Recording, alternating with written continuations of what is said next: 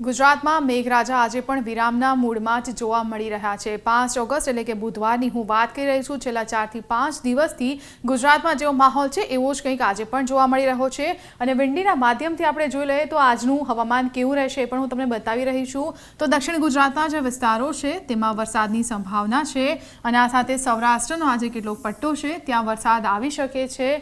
આ સિવાય આ દાહોદ અને આસપાસના વિસ્તારોમાં વરસાદ આવી શકે છે।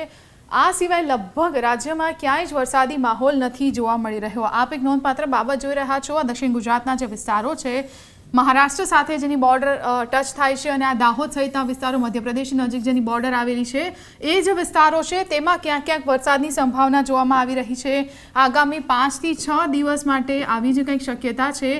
હળવાથી મધ્યમ વરસાદની આગાહી પણ કરવામાં આવી છે અને મોટા ભાગે આ દક્ષિણ ગુજરાતના વિસ્તારો છે સૌરાષ્ટ્રના જે વિસ્તારો છે ત્યાં ક્યાંક હળવાથી મધ્યમ વરસાદની શક્યતા વ્યક્ત કરવામાં આવી રહી હતી।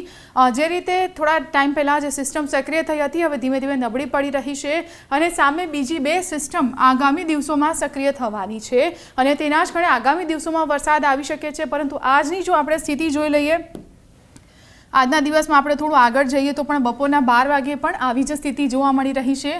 ક્યાંય જ લગભગ વરસાદ નથી જોવા મળી રહ્યો।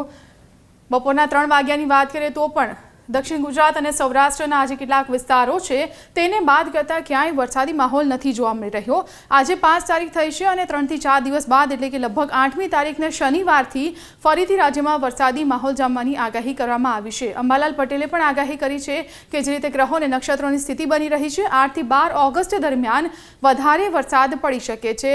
મધ્યમથી ભારે વરસાદ પડવાની આગાહી વ્યક્ત કરવામાં આવી છે પરંતુ એ 8 તારીખ પછી વરસાદનો વધુ એક રાઉન્ડ શરૂ થવાનો છે। એટલે આજના દિવસની જો આપણે સ્થિતિ જોઈ લઈએ તો સૌરાષ્ટ્ર અને દક્ષિણ ગુજરાતના કેટલાક વિસ્તારોને બાદ કરતાં ક્યાંય જ મોટા ભાગે વરસાદની શક્યતા નથી જોવા મળી રહી અને હજુ પણ આગામી 2-3 દિવસ આવી જ રીતે મેઘરાજા આરામના મૂડમાં જ રહે તેવી પણ શક્યતા છે।